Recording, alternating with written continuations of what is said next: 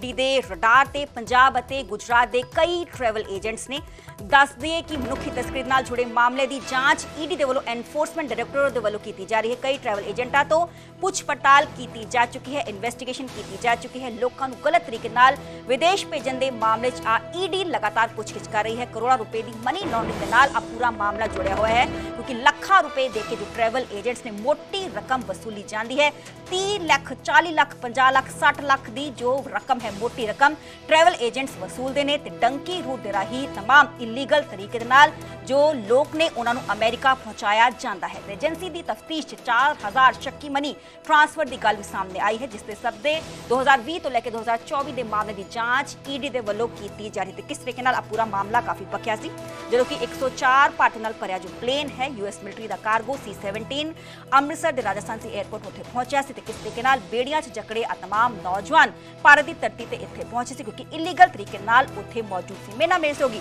शंकर आनंद phone line पे जुड़े ने। शंकर, इस पूरे मामले में अब ईडी की एंट्री निश्चित रूप में देखिए, जिस तरह से भारत से विदेश मानव तस्करी से जुड़े मामले में जिस तरह से पिछले कुछ समय के दौरान में कई ऐसे मामले देखने को मिले और लिहाजा इन तमाम मामलों की गंभीरता को देखते हुए जिस तरह से इस मामले में मनी लॉन्ड्रिंग का रूल सामने आ रहा था, इस बात को ध्यान में रखते हुए केंद्रीय जांच एजेंसी ईडी के द्वारा इस मामले पर तफ्तीश का दायरा आगे बढ़ाया गया है। और इस मामले में गुजरात पुलिस के द्वारा, जो गुजरात में वहां की क्राइम ब्रांच के द्वारा एक केस रजिस्टर किया गया था, उस केस को आधार बनाते हुए इस मामले पर तफ्तीश का दायरा आगे बढ़ाया गया। तो बाद में पता चला कि इस मामले में हरियाणा, पंजाब और गुजरात से जुड़ा हुआ एक कनेक्शन है और हरियाणा, पंजाब और गुजरात में जिस तरह से एक बहुत बड़ा नेक्सस चल रहा है और कई ऐसे एजेंट्स हैं जो लाखों रुपया लेकर के लोगों को विदेश भेजते हैं। खास तौर पर यूएस और कनाडा रूट का जो एक रूट मैप जो है वो बनाया जाता है, पहले कनाडा और उसके बाद किस तरह से यूएस भेजना। तो इन तमाम मामलों पर पड़ताल करने के दौरान में कई जो एजेंट्स हैं उनसे पूछताछ की गई और पूछताछ के दौरान में तमाम बातें निकल के सामने आई है। और ये भी सामने आया, इस मामले में तफ्तीश में सामने आया है कि तकरीबन 4000 से ज्यादा ऐसे मामले जो हैं वो सामने आए हैं और जिसकी अभी पड़ताल की जा रही है। और ऐसे जो तकरीबन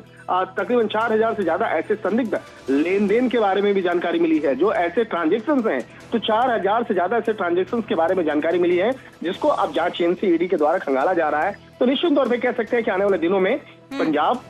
हरियाणा, राजधानी दिल्ली और गुजरात में कई ऐसे एजेंट्स के खिलाफ बड़ी कार्रवाई की जा सकती है जो लोगों को गलत तरीके से डंकी रूट के माध्यम से या अन्य माध्यम से उसे विदेश भेजने में जुटे रहते हैं। तो उन तमाम आरोपियों की जो पड़ताल है वो की जा रही है और जल्द ही इस मामले में क्या कोई गिरफ्तारियां भी इस दौरान हुई है? ईडी की तरफ से कोई गिरफ्तारियां भी की गई है? इस मामले में गुजरात स्थित जो ईडी का दफ्तर है उसके द्वारा कुछ आरोपियों की गिरफ्तारी जरूर हुई थी। इस मामले में कई लोगों से पूछताछ किया गया था और जिस तरह से गुजरात पुलिस के द्वारा योगेश चुन्नीलाल पटेल को जिस तरह से गिरफ्तार किया गया था, उससे इस मामले में आगे पूछताछ की गई थी। तो एक तरह से कह सकते हैं जांच एजेंसी ईडी अब इस मामले में एंट्री की है। तो जांच एजेंसी ईडी के द्वारा इस मामले में दो तरीके से सबसे इन्वेस्टिगेशन का दायरा बढ़ेगा। पहला, मनी लॉन्ड्रिंग करने वाले ये एजेंट्स कौन हैं? एक यात्री से जो तकरीबन 50 से 60 लाख रुपया प्रत्येक यात्री से लेते हैं और उसे विदेश भेजने का जो एक लालच दिया जाता है, तो तकरीबन 4000 से ज्यादा ऐसे संदिग्ध लेन देन के बारे में जो जानकारी मिली है, उससे संबंधित जो मनी लॉन्ड्रिंग का जो मामला है वो खंगाला जा रहा है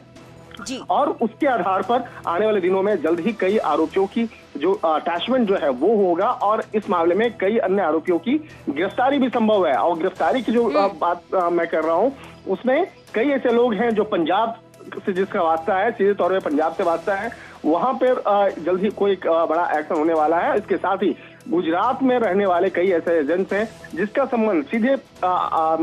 यूएस से जुड़ा हुआ कनेक्शन, यूएस और कनाडा में उसके कनेक्शंस हैं। तो कौन कौन से लोग हैं जो विदेश में बैठ करके भारत में ऐसे लोगों के कांटेक्ट में होते हैं, तो उसको भी खंगाला जा रहा है और कहा जा सकता है आने वाले दिनों में कई लोगों की गिरफ्तारियां भी इस मामले में संभव है। जी चलो, बहुत बहुत शुक्रिया शंकर, हमें तमाम जानकारी देने ते इस पूरे मामले ते हुन ईडी दी एंट्री हो चुकी है। वक्-वक् थावां ते ईडी दे वल्लों छापेमारी की जा रही है, पुछ पड़ताल की जा रही है ते आने वाले दिनां च वड्डी गिरफ्तारियां इस बाबत कीतियां जा सकदियां, क्योंकि ट्रैवल एजेंट्स दा ਅਸੀਂ ਜ਼ਿਕਰ करिए ते दिल्ली के ट्रैवल एजेंट्स, हरियाणा के ट्रैवल एजेंट्स, गुजरात के पंजाब के ट्रैवल एजेंट्स, मोटी रकम इन्हां दे वल्लों वसूली जाती है। नौजवानों तो 30 लाख तो लेके 60 लाख तक मोटी रकम वसूली जाती है, जिस सब दे चलदे डंकी ਰੂਟ ਦੇ ਰਾਹੀਂ ਮੈਕਸੀਕੋ ਦੇ ਥਰੂ ਅਮਰੀਕਾ 'ਚ ਐਂਟਰੀ ਕਰਵਾਈ ਜਾਂਦੀ ਹੈ ਨੌਜਵਾਨਾਂ ਦੀ। ਹਾਲਾਂਕਿ ਉਹਨਾਂ ਦੀ ਜਾਨ ਨੂੰ ਜੋਖਮ 'ਚ ਪਾ ਕੇ ਵੱਡਾ ਰਿਸਕ तमाम ਨੌਜਵਾਨ ਲੈਂਦੇ ਨੇ ਅਮਰੀਕਾ ਪਹੁੰਚਣ ਦੇ ਲਈ। ਜਿਸ ਸਭ ਦੇ ਚਲਦੇ ਮਨੁੱਖੀ ਤਸਕਰੀ ਨਾਲ ਜੁੜੇ ਮਾਮਲੇ 'ਚ ਹੁਣ ਈਡੀ ਦੀ ਐਂਟਰੀ ਹੋ ਚੁੱਕੀ ਹੈ। ਕਈ ਟਰੈਵਲ ਏਜੰਟਸ ਤੋਂ ਪੁੱਛ ਪੜਤਾਲ ਲਗਾਤਾਰ ਕੀਤੀ ਜਾ ਰਹੀ ਹੈ ਤੇ ਆਉਣ ਵਾਲੇ ਦਿਨਾਂ 'ਚ